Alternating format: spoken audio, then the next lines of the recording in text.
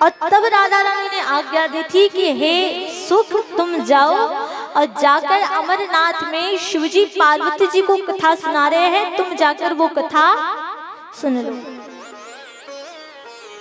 जैसे शंकर जी ने नेत्र खोले, उन्हें सब ज्ञात हुआ, उन्होंने सुख को आशीर्वाद दिया और वो कैलाश पर्वत को चले गए। अब इधर एक शिशु अपनी माँ के गर्भ में कितने वर्ष तक रहता है, कितने महीनों तक रहता है? 9 महीने। लेकिन सुखदेव जी अपनी माता के गर्भ में 5 वर्ष ने, 10 वर्ष ने, 12 वर्षों तक रहे। और जब माता को पीड़ा होने लगी तब व्यास जी माँ पिटिका के कानों में जाकर के बोले कि हे पुत्र, तुम गर्भ से बाहर निकल जाओ, तुम्हारी माता को पीड़ा हो रही है। सुखदेव जी ने कहा कि हे पिताजी, मैं इस गर्भ से बाहर नहीं निकलूंगा। व्यास जी ने कहा क्यों? बोले इस संसार में मैं जैसे ही निकलूंगा तो प्रभु की जो माया है वो मुझे जकड़ लेगी। तब आकाशवाणी हुई, प्रभु ने कहा कि हे सुख, तुम गर्भ से बाहर निकल जाओ, मेरी माया का जो प्रभाव है मैं एक क्षण के लिए रोक देता हूं। कितने क्षण? केवल एक क्षण के लिए। जैसे सुखदेव जी ने सुना, तुरंत सुखदेव जी गर्भ से बाहर निकल गए।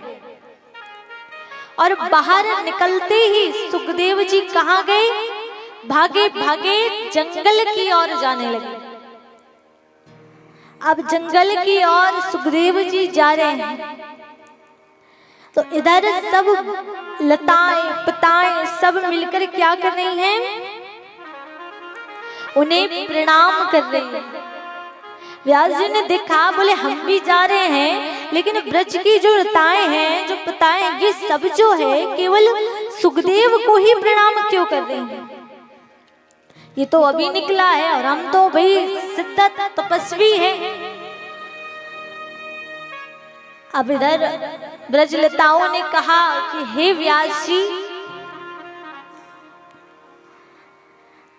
ये हमारे लिए सर्वदा पूजनीय है।